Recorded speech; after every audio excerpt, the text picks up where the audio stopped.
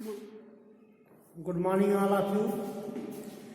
Yesterday, I was delivering the lecture on the topic which property can be transferred.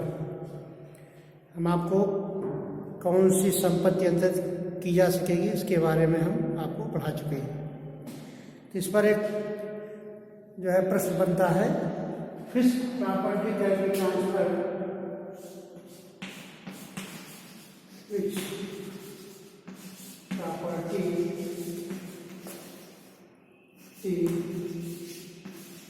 can be transferred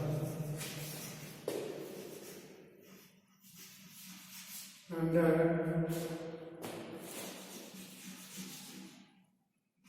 Article 6. संपत्ति अंतरण नियम की धारा 6 के अनुसार संपत्ति अंतरण अधिनियम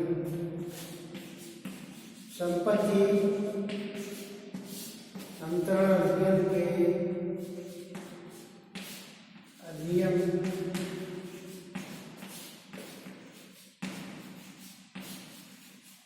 अधिनियम की धारा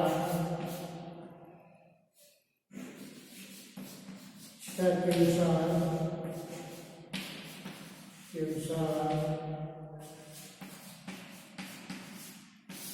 किन संपत्तियों का अंतरण किया जा सकेगा,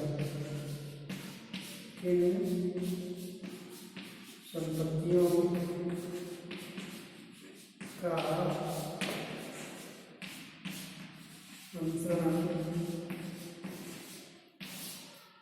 किया जा सकता है,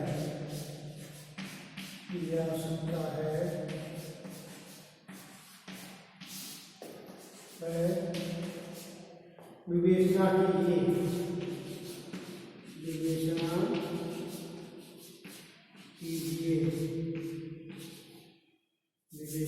कीजिए।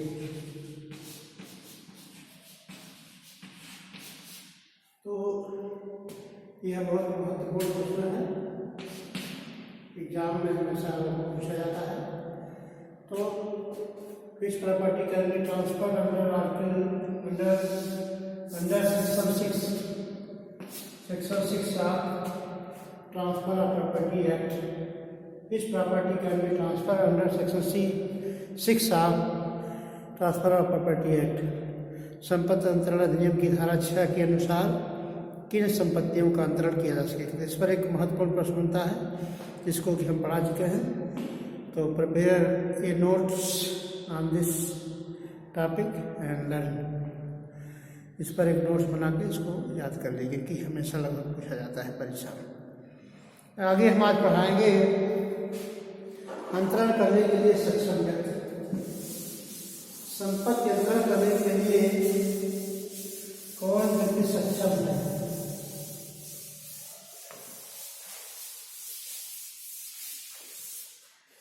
धारा संपत्ति अंतरण अधिनियम की धारा 7 यह बताती है कि संपत्ति अंतरण करने के लिए कौन सक्षम है। Who is competent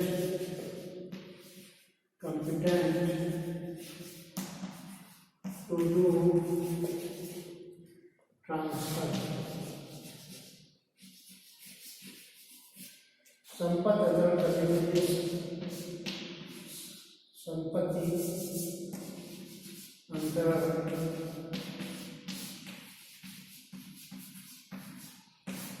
करने के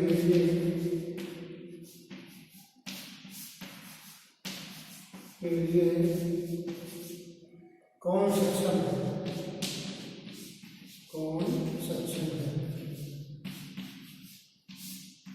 Who is competent to do transfer? संपत्ति अंतरण करने के लिए कौन सक्षम है। धारा 7 संपत्ति अंतरण अधिनियम की धारा 7 यह निर्धारित करती है कि संपत्ति अंतरण करने के लिए कौन व्यक्ति सक्षम है। इसकी टाइटल है संपत्ति अंतरण करने के लिए कौन सक्षम है। तो संपत्ति अंतरण करने के लिए वही व्यक्ति सक्षम है जो संविदा करने के लिए जो सक्षम हो,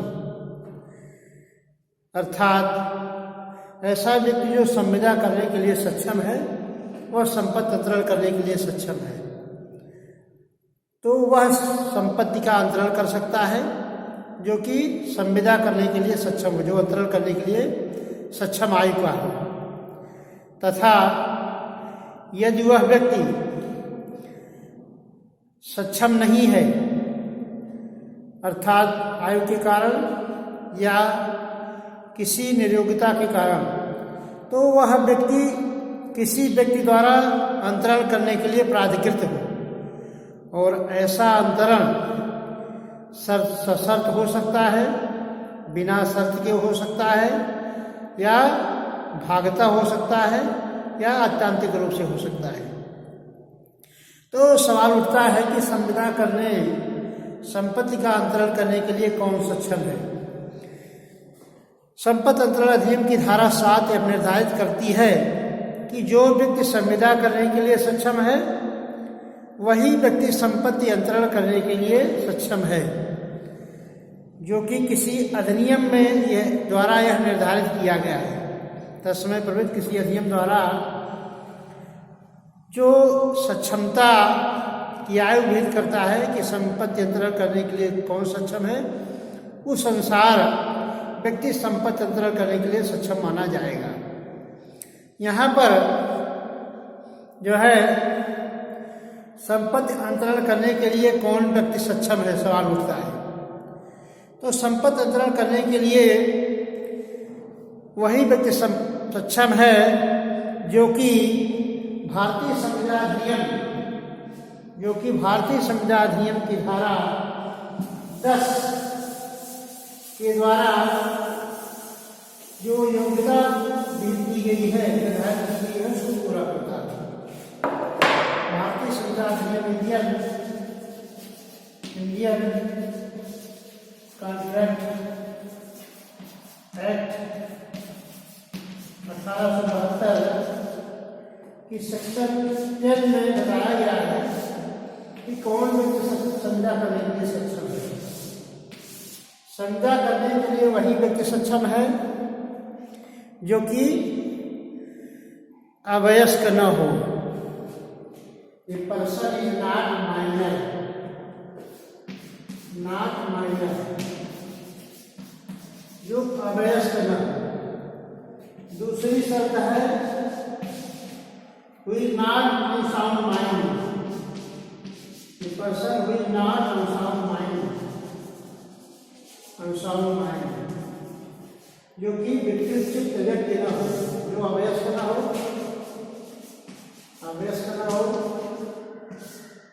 जो कि विकसित व्यक्ति न हो। तीसरा है he is not disqualified by any law. He is not disqualified by any law. He is not disqualified by any law. जो किसी विधि द्वारा संविदा करने से निर्योग्य घोषित न कर दिया गया, अर्थात वही व्यक्ति संपत्ति का अंतरण कर सकता है जो कि वयस्क हो,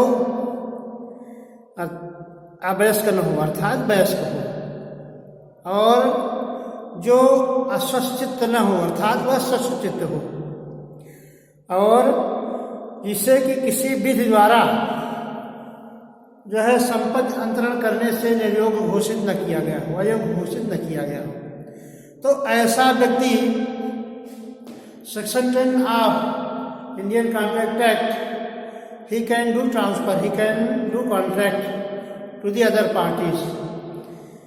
मीन्स वह अंतरण करता माना जा सकता है, वो अंतरण कर सकता है। या अंतरण करने के लिए योग्य नहीं है तो अंतरण करने के लिए किसी व्यक्ति द्वारा वह प्राधिकृत किया गया, किसी व्यक्ति ने उसको प्राधिकृत किया है, तो ऐसा व्यक्ति भी संपत्ति का अंतरण कर सकता है। अब सवाल उठता है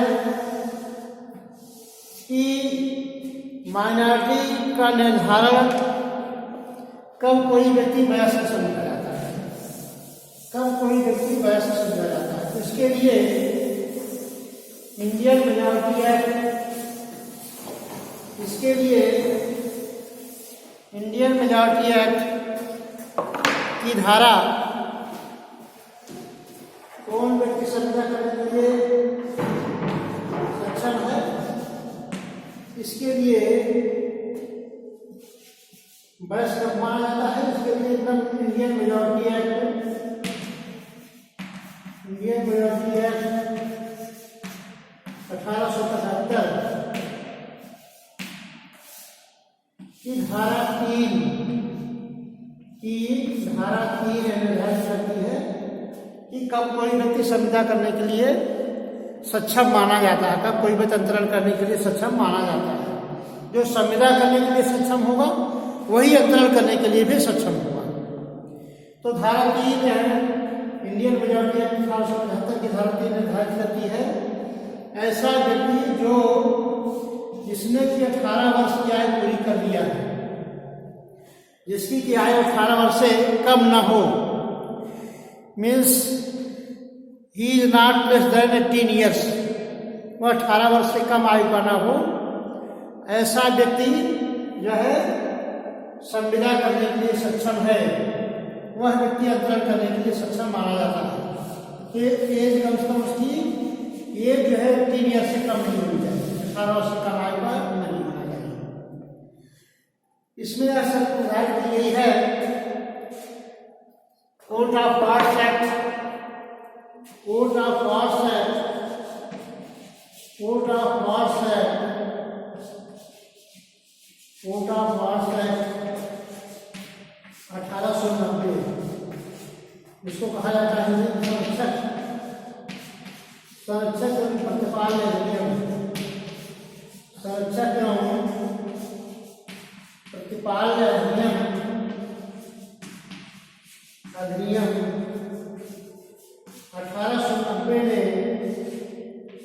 1890 के द्वारा निर्धारित किया गया है कि 18 वर्ष का व्यक्ति तो वयस्क माना जा सकता है, लेकिन अगर ऐसे अंतरण के लिए कोई गार्जियन नियुक्त किया गया है, कोई संरक्षक नियुक्त किया गया है, तो ऐसी परिस्थिति में वह व्यक्ति 21 वर्ष होने पर वयस्क माना जाता है।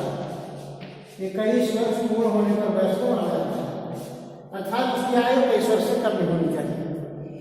अगर कोर्ट ऑफ वॉर्स के अंतर्गत कोई संरक्षक ऐसी संपत्ति की देखरेख के लिए कोई संरक्षक नियुक्त किया गया है, तो ऐसी परिस्थिति में 21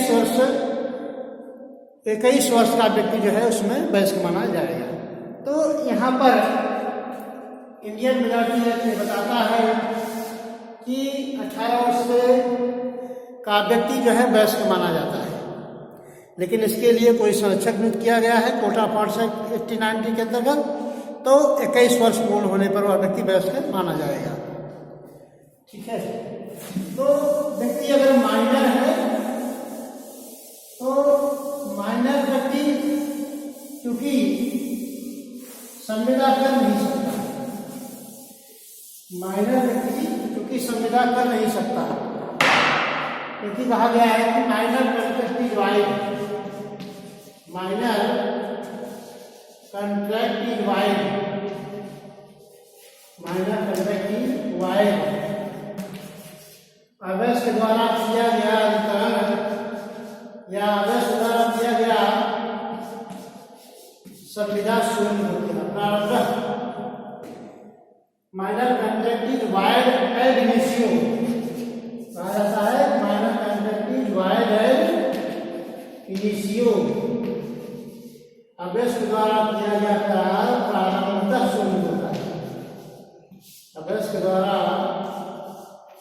किया गया करार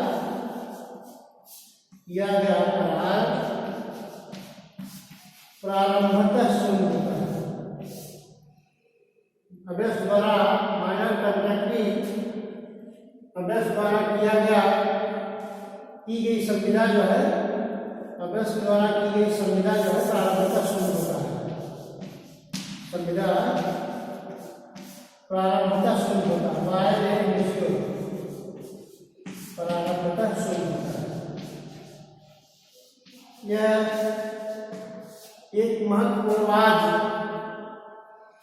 काउंसिल का एक महत्वपूर्ण वाद है, उसके द्वारा निर्धारित किया गया। प्रिवी काउंसिल का महत्वपूर्ण वाद है मोहरी गिगी वर्सेस धर्मोदास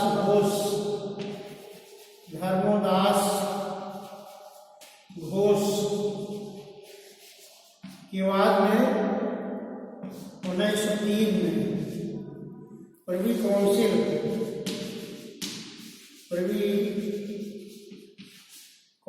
के जज लॉर्ड नाथ ने 1903 में यह निर्धारित किया था, एक महत्वपूर्ण वाद है कॉन्ट्रैक्ट का, कि minor contract is wide and ratio. Abyss के द्वारा की गई संहिता प्रारंभतः शून्य होती है, अर्थात अबेस के द्वारा किया गया अंतरण प्रारंभतः शून्य होता है। मीन्स अबेस का संविदा कर ही नहीं सकता, क्योंकि उसके द्वारा किया गया जो संविदा है, उसके द्वारा की गई संविदा जो है प्रारंभतः शून्य होती है। तो अभ्यास कोई अंतरण नहीं करता है, क्योंकि अंतरण करने के लिए सक्षम नहीं है। जब संविदा नहीं कर सकता तो अंतरण करने के लिए वह अक्षम माना जाता है। लेकिन कुछ ऐसी शर्तें हैं, जब वह व्यक्ति अक्षम व्यक्ति कभी कभी सक्षम हो जाता है, तो ऐसी परिस्थिति में संविदा कर सकता है, क्योंकि यह भारतीय संविधान अधिनियम की धारा 11 यह निर्धारित करती है कि जब कोई व्यक्ति हमेशा स्वस्थचित्त रहता है, लेकिन कभी कभी जब संविदा कर रहा है तब वो अस्वस्थचित्त हो जाता है। माइनर इंडियन कॉन्ट्रैक्ट एक्ट की धारा निर्धारित करती है कि जब कोई व्यक्ति हमेशा स्वस्थचित्त रहता है, लेकिन जब वो संविदा कर रहा है तो संविदा के निबंधनों को जानने में असमर्थ है, वह अस्वस्थचित्त हो जाता है, तो उस दौरान वो संविदा नहीं कर सकता, उस दौरान वो अंतरण नहीं कर सकता। मीन्स हमेशा स्वस्थचित्त रहता है, स्वस्थ चित्त रहता है हमेशा, लेकिन जब वह अंतरण करता है तो उस दौरान वह अस्वस्थ चित्त हो जाता है। ऐसी परिस्थिति में वह अंतरण नहीं कर सकता, उसके द्वारा किया गया अंतरण यह शून्य माना जाएगा, क्योंकि जब वह अस्वस्थ चित्त रहता है तो संविदा के निबंधनों को माना जाता है कि पूरी तरह से समझ नहीं पा रहा है।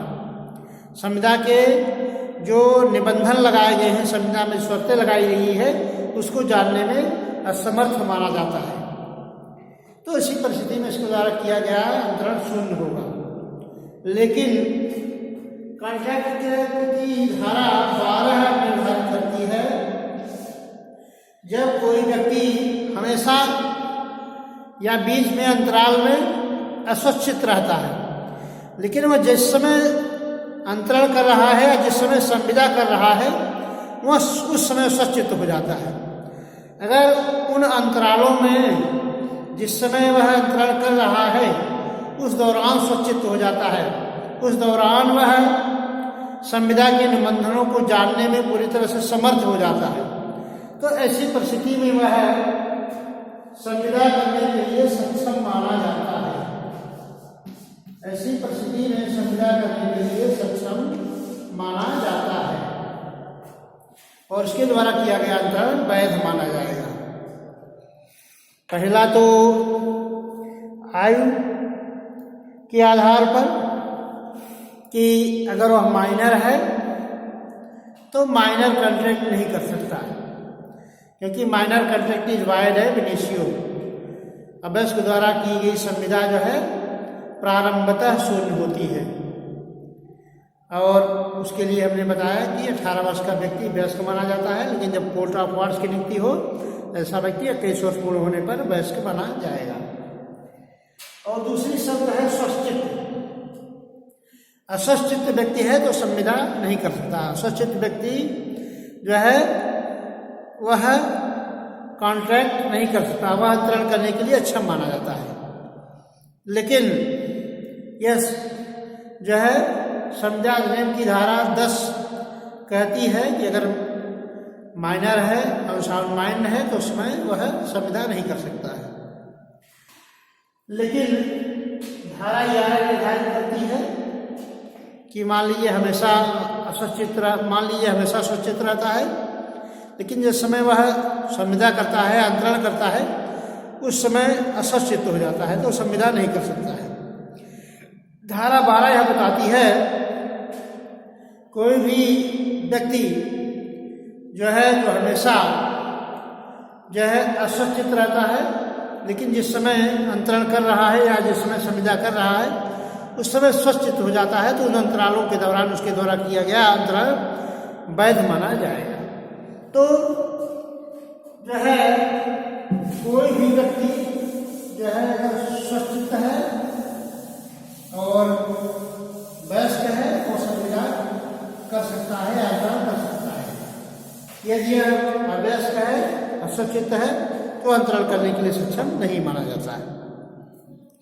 और तीसरी शर्त बताई गई है कि not disqualified by any law, अगर वो किसी भी विधि द्वारा निरर्थ घोषित कर दिया गया है, not disqualified by any law,